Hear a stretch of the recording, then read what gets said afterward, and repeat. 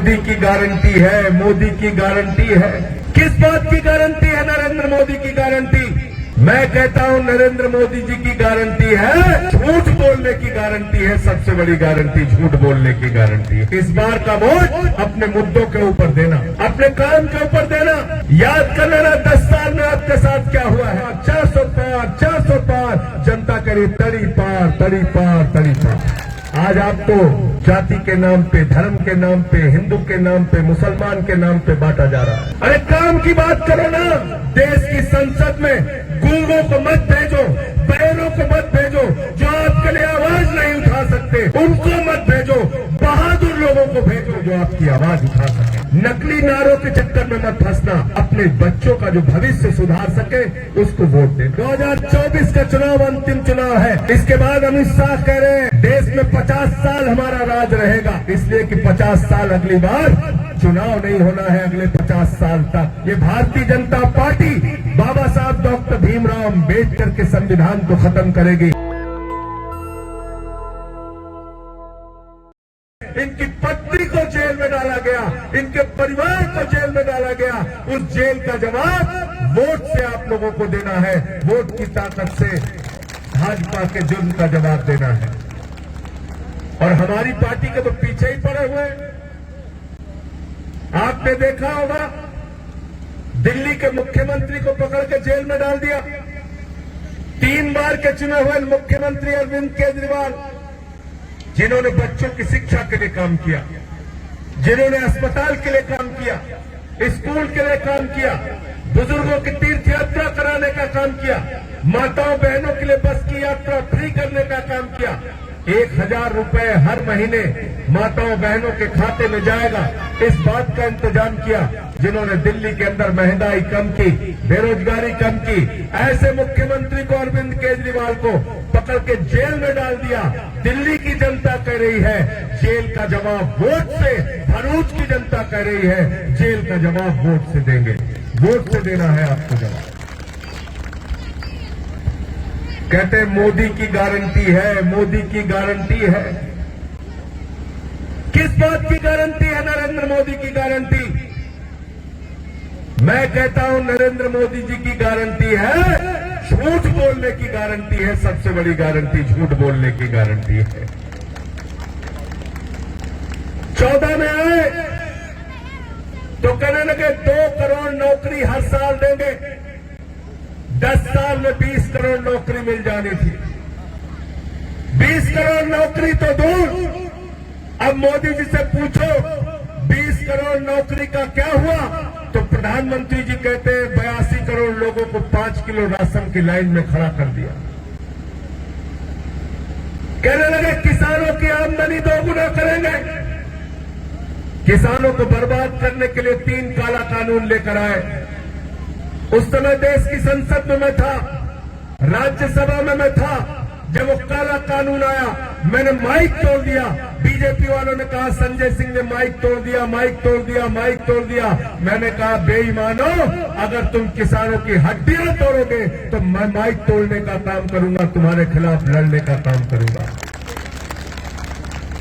अभी 6 महीने मुझे जेल में रखा। जेल से बाहर आने के बाद फिर से लड़ रहा हूं इनसे। चेतन भाई को जेल में रखा, इनकी पत्नी को जेल में रखा। जेल से निकलने के बाद फिर आपके लिए लड़ाई लड़ रहे हैं। मैं भरूच के लोगों से कहने के लिए आया हूं, हाथ जोड़कर विनती करने के लिए आया हूं, देश की संसद में गूंगों को मत भेजो, बहनों को मत भेजो, जो आपके लिए आवाज नहीं उठा सकते उनको मत भेजो। बहादुर लोगों को भेजो, चेतन भाई जैसे लोगों को भेजो जो आपकी आवाज उठा सके। गलत तो नहीं कह रहा हूं, गलत तो नहीं कह रहा हूं, गलत तो नहीं कह रहा हूं। हाथ उठा के बताओ बहादुर को भेजने के लिए तैयार हो कि नहीं? इस बार तैयार हो ना? तैयार हो ना सब लोग? चेतन भाई को भेजना है जो बहादुरी से संसद में आपकी आवाज उठा सके, जो आपके मुद्दे को उठा सके, आपकी लड़ाई लड़ने का काम कर सके। आम आदमी पार्टी ने मुझे राज्यसभा में भेजा है। एक भी दिन ऐसा नहीं जाता देश की संसद में जब मैं आपके मुद्दे उठाने का काम न करूं, जनता के मुद्दे उठाने का काम न करूं। इसलिए आपसे निवेदन और विनती करने के लिए आया हूं, इस बार का वोट अपने मुद्दों के ऊपर देना, अपने काम के ऊपर देना। याद कर लेना 10 साल में आपके साथ क्या हुआ है। जब मैं कहता हूं प्रधानमंत्री की एक ही गारंटी है, मोदी जी की एक ही गारंटी है, झूठ बोलने की गारंटी। नौजवानों से कहा 2 करोड़ नौकरी हर साल देंगे, नौकरी का कोई पता नहीं। किसानों से कहा किसान की आमदनी 2 गुना करेंगे, 750 किसानों ने अपनी शहादत दे दी। माताओं बहनों से कहा, इस देश के लोगों से कहा महंगाई कम करेंगे, डीजल 40 रुपए का करेंगे, पेट्रोल 50 रुपए का करेंगे। अरे पेट्रोल 120 रुपए लीटर बिका, डीजल 100 रुपए लीटर बिका, सरसों का तेल 250 रुपए लीटर बिका। महंगाई आसमान पे पहुंचाने का काम किया। जनता से कहा काला धन लाएंगे, काला धन लाएंगे, काला धन लाएंगे। काला धन लाकर हर आदमी के खाते में कितना जमा कर देंगे? कितना जमा कर देंगे? कितना जमा करेंगे? जोर से बोलिए। 15 लाख। सबको याद है, कोई भूला नहीं है। सबसे ज्यादा परेशान लालू यादव जी हुए। कहने लगे एक सभा में, बोले हमारे 7 बच्चे पति पत्नी थे, हमने सोचा सबसे ज्यादा पैसा मोदी जी हमको देंगे, आज तक पैसा नहीं आया। 15 लाख खोज रहे हैं सब। जुमला पकड़ा दिया आपको, जुमला पकड़ा दिया 15 लाख का। 15 लाख देना तो दूर की बात है। हमारी माताएं बहनें यहां पर बैठी हैं, इन्होंने अपने पति से छिपाकर 1500 की नोट संदूक में रखी थी। ये सोच के रखा था बेटी की शादी होगी तो ये पैसा काम आएगा, घर में कोई बीमार हो जाएगा तो ये पैसा काम आएगा, अगर कोई छोटा सा जमीन का टुकड़ा खरीदना होगा तो ये पैसा काम आ जाएगा। लेकिन प्रधानमंत्री जी ने कहा माताओं और बहनों, जो 1500 की नोट आपने रखी है यही काला धन है, लाइन में लग के इसको जमा कर दो। वो भी खाली करा लिया आपसे, करा लिया कि नहीं करा लिया बताओ? वो भी खाली करा लिया। नोटबंदी भी इस देश के अंदर एक बड़ा घोटाला हुआ, कोरोना का घोटाला हुआ। कोरोना के समय में लोगों की जान जा रही थी। हमसे लोगों ने पूछा इस बार किसकी सरकार बन रही है संजय सिंह जी? मैंने कहा इंडिया गठबंधन की सरकार बन रही है। मुझसे बोले कितनी सीटें आएंगी? मैंने कहा 300 से ज्यादा सीटें आएंगी। अरे बोले प्रधानमंत्री कौन बनेगा? इंडिया गठबंधन का प्रधानमंत्री कौन बनेगा? अरे ये तो बता दो इंडिया गठबंधन का प्रधानमंत्री कौन बनेगा? मैंने कहा जो भी प्रधानमंत्री बनेगा वो नाली के गैस से चाय नहीं बनवाएगा, नहीं बनवाएगा, नहीं बनवाएगा। मैंने कहा जो भी भारत का प्रधानमंत्री बनेगा इंडिया गठबंधन का, वो कभी भी ताली बजा के और थाली बजा के कोरोना ठीक नहीं करेगा। जो भी प्रधानमंत्री बनेगा योग्य बनेगा, जनता के लिए काम करने वाला बनेगा। कहते हैं 400 पार, 400 पार, 400 पार। मुझसे लोगों ने कहा, मीडिया वालों ने कहा भाई भाजपा के लोग कह रहे हैं 400 पार, मोदी जी कह रहे हैं 400 पार। मैंने कहा मोदी जी कह सकते हैं 600 पार। अरे बोले 543 सीट है, आप तो ज्यादा बोल रहे हैं। मैंने कहा कुछ उनको सीट पाकिस्तान से भी आ सकती है, कुछ अफगानिस्तान से आ सकती है, कुछ श्रीलंका से भी आ सकती है, कुछ नेपाल से आ सकती है। अखंड भारत से 600 सीट ला सकते हैं मोदी जी। मोदी जी कुछ भी कर सकते हैं।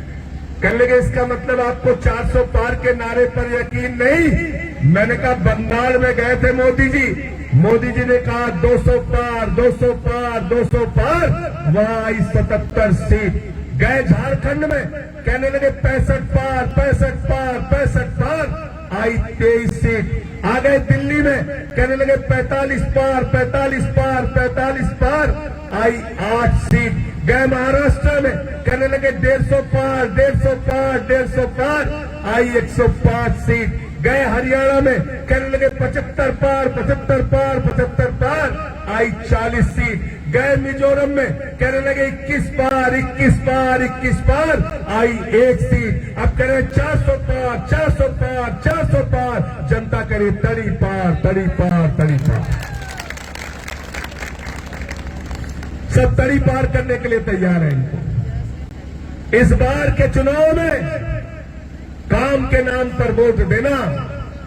और मैं तो आपसे कहने के लिए आया हूं गुजरात के लोगों, भरूच के लोगों, कि इस बार वोट देने के लिए जाना तो प्रधानमंत्री जी की बात को याद करके जाना।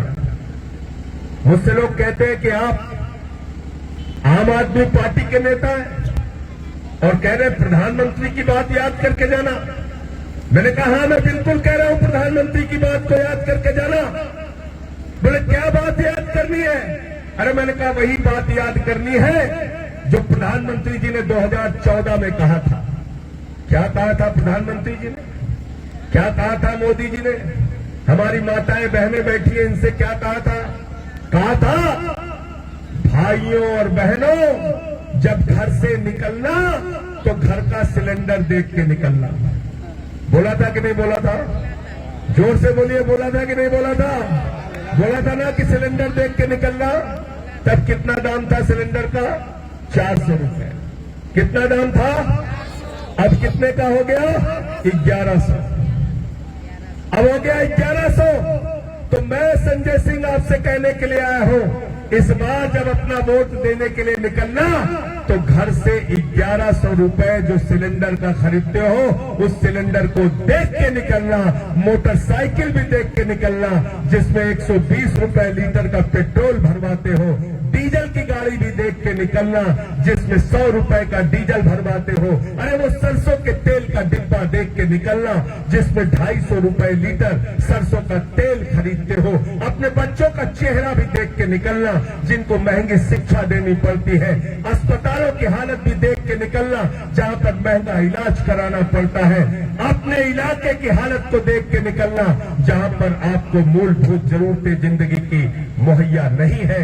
इसलिए जब आपको अपनी समस्या याद रहेगी, बच्चों का चेहरा याद रहेगा, घर में बैठा हुआ बेरोजगार नौजवान याद रहेगा, तो आपको झाड़ू निशान याद रहेगा, अरविंद केजरीवाल याद रहेंगे, चेतर भाई याद रहेगा, आम आदमी पार्टी याद रहेगी। गलत तो नहीं कह रहा हूं? गलत तो नहीं कह रहा हूं? ये कब तक हम लोग, ये कब तक मजहबी नशा बांटिएगा? ये कब तक मजहबी नशा बांटिएगा? ये उन्माद वाली हवाएं बांटिएगा? ये कब तक मजहबी नशा बांटिएगा? ये उन्माद वाली हवा बांटिएगा? ये मंदिर, ये मस्जिद, शिवालय की जिद में वतन ही ना होगा तो क्या बांटिएगा? वतन ही ना होगा तो क्या बांटिएगा? इस वतन को, इस मुल्क को बचाने की जरूरत है। आज आपको जाति के नाम पे, धर्म के नाम पे, हिंदू के नाम पे, मुसलमान के नाम पे बांटा जा रहा है। अरे काम की बात करो ना।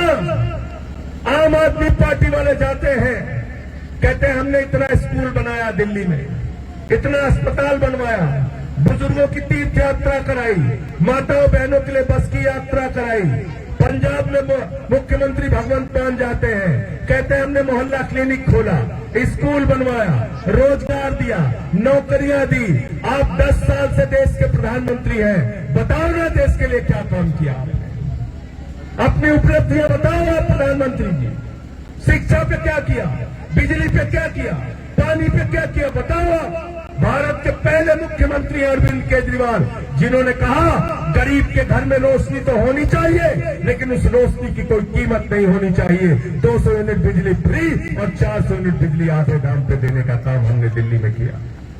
दिल्ली के सरकारी स्कूल आप जाके देखिए, जहां पर मकड़ी के जाले लगे रहते थे, आज उन सरकारी स्कूलों को एयर कंडीशन कमरे बनवाने का काम अरविंद केजरीवाल ने किया। अरविंद केजरीवाल ने दिल्ली के अंदर बिजली फ्री, पानी फ्री, शिक्षा फ्री, इलाज फ्री, दवा फ्री, फरिश्ते स्कीम लागू किया। इतना काम करने वाले एक मुख्यमंत्री को प्रधानमंत्री जी ने पकड़ के जेल में डाल दिया क्योंकि इनको काम करने वाला आदमी पसंद नहीं। अमेरिका के राष्ट्रपति की पत्नी आई, हिंदुस्तान आई, लोगों ने कहा, प्रधानमंत्री जी ने कहा, उनकी पार्टी के लोगों ने कहा आइए आपको गुजरात का स्कूल दिखाते हैं। उसने कहा नहीं देखना। बोले कर्नाटक का स्कूल दिखाते हैं, उस समय बीजेपी की सरकार थी वहां पे। बोले नहीं देखना। बोले मध्य प्रदेश का स्कूल दिखाते हैं, बोले नहीं देखना। अरे बोले उत्तर प्रदेश का योगी जी का स्कूल दिखाते हैं, कहते नहीं देखना। तो बोले देखना क्या है? तो उसने कहा केजरीवाल का स्कूल देखना है। अमेरिका के राष्ट्रपति की पत्नी हिंदुस्तान आती है तो कहती है केजरीवाल और मनीष सिसोदिया के द्वारा बनाया गया स्कूल देखना है। पहले लोग कहते थे अमेरिका से सीखो, अमेरिका से सीखो, अमेरिका से सीखो। आज अमेरिका वाला कहता है केजरीवाल से सीखो, आम आदमी पार्टी से सीखो, टोपी वालों से सीखो, ये चेतर भाई से सीखो, कैसे काम किया जाता है, कैसे जनता के लिए आवाज उठाई जाती है। इसलिए आपसे हाथ जोड़कर निवेदन करने के लिए आया हूं, नकली नारों के चक्कर में मत फंसना, अपने बच्चों का जो भविष्य सुधार सके उसको वोट देना। और आम आदमी पार्टी हमेशा काम की राजनीति करती है, मुद्दों की राजनीति करती है। आपकी जिंदगी में बदलाव कैसे आएगा, इस बारे में हम लोग काम करते हैं। दिल्ली में किया, पंजाब में किया, गुजरात के अंदर भी हम जनता की लड़ाई लड़ने का काम कर रहे हैं। और आज हालत क्या है, गुजरात में लड़ने आए थे केजरीवाल जी, विधानसभा के चुनाव में प्रचार कर रहे थे, चेतर भाई भी प्रचार कर रहे थे। हम लोग जहां प्रचार में जाते थे हम कहते थे स्कूल बनवाएंगे, अस्पताल बनवाएंगे, ये काम करेंगे, वो काम करेंगे। मोदी जी को लगा कि मामला तो गड़बड़ हो गया, हमारा काम तो दूसरे मुद्दे पे चल रहा था, ये लोग तो स्कूल अस्पताल की बात कर रहे हैं। मोदी जी ने कहा हमें भी स्कूल दिखाना है, अपनी पार्टी वालों से कहा अच्छा स्कूल दिखाओ, बोले साहब नहीं है, बोले कुछ भी करो। तो उन लोगों ने एक स्कूल बनाया, स्कूल में बड़ी बड़ी अहमदाबाद में बड़ी बड़ी मीडिया की टीम भेजी गई, दिन रात फोटो चलने लगी, ये देखो स्कूल बन गया, ये देखो स्कूल बन गया। दूसरे दिन आम आदमी पार्टी वाले पहुंचे तो पता चला टेंट उखड़ के चला गया। वो टेंट वाला स्कूल था, मोदी जी के लिए बनाया गया था, दूसरे दिन उखाड़ लिया गया। 27 साल के शासन में एक अच्छा स्कूल नहीं बना पाए गुजरात के अंदर, जो देश के लोगों को दिखा सके, दुनिया के लोगों को दिखा सके, गुजरात के लोगों को दिखा सके। इसलिए आपसे निवेदन करने के लिए आया हूं, हाथ जोड़कर विनती करने के लिए आया हूं। इस बार वोट देने के लिए जाना तो अपने मुद्दों पर वोट देना, काम के नाम पर वोट देना। आज जो कैंडिडेट को, जिसको हम लोगों ने यहां उतारा है, हर विधानसभा के अंदर सारी दीवारें तोड़कर हिंदू मुसलमान अगड़ा पिछड़ा ये सब कुछ नहीं चल रहा। आदिवासी समाज के लोग हों, चाहे हिंदू समाज के लोग हों, चाहे मुस्लिम समाज के लोग हों, हर आदमी कह रहा है सबसे सरल, सबसे अच्छा, सबसे सहज, हमेशा लोगों के लिए मौजूद रहने वाला कोई कैंडिडेट है तो चेतर भाई वसावा है। बताओ झूठ बोल रहा हूं क्या? गलत तो नहीं कह रहा हूं, गलत तो नहीं कह रहा हूं। जेल में रह के आए कि नहीं रह के आए? किसके लिए? आपके लिए। आपकी आवाज उठाने की सजा इनको मिली। आज जिस प्रकार की सरकार चल रही है और जो तैयारी चल रही है, याद रखना ये 2024 का चुनाव अंतिम चुनाव है। ये वोट की ताकत जो आपको बाबा साहब डॉक्टर भीमराव अंबेडकर के संविधान ने दी है, ये वोट की ताकत भारतीय जनता पार्टी आपसे छीन लेगी। याद रखना 2024 का चुनाव अंतिम चुनाव है। इसके बाद अमित शाह कह रहे हैं देश में 50 साल हमारा राज रहेगा। कौन से फार्मूले के तहत 50 साल राज रहेगा? इसलिए कि 50 साल अगली बार चुनाव नहीं होना है, अगले 50 साल तक। इसलिए मैं आपसे कहने के लिए आया हूं, ये भारतीय जनता पार्टी बाबा साहब डॉक्टर भीमराव अंबेडकर के संविधान को खत्म करेगी, चुनाव को खत्म करेगी, आरक्षण की व्यवस्था को खत्म करेगी। इसको बचाने के लिए इस बार आम आदमी पार्टी को वोट करना, झाड़ू को वोट करना, इंडिया गठबंधन को वोट करना और चेतर भाई को यहां से जिताने का काम करना। नेशनल दस्तक की आपसे गुजारिश है कि अगर इसको बचाना चाहते हैं तो नेशनल दस्तक को सब्सक्राइब करने के लिए रेड कलर के सब्सक्राइब बटन को दबाएं, फिर बेल आइकन की घंटी दबाएं। नेशनल दस्तक को बचाने के लिए बहुत जरूरी है कि हर खबर को शेयर करें, लाइक करें, कमेंट जरूर करें।